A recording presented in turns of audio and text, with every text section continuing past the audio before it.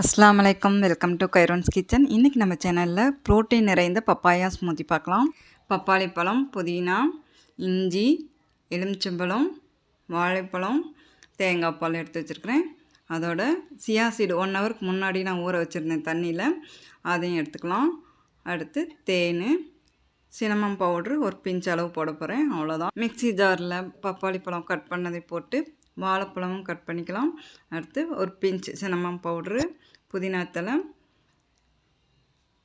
ஊற வச்ச chia seed 2 spoon, ஒரு பிஞ்ச் ஒரு துளி அளவு இஞ்சி போட்டு 1 கப் தேங்காய் பால் விட்டுருக்குறேன்.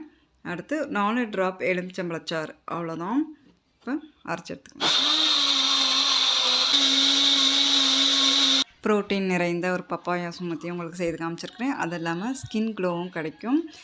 பிடிச்சிருந்தால் லைக் பண்ணுங்கள். இன்ஷா அல்லாஹ் அடுத்த வீடியோவில் பார்க்கலாம்.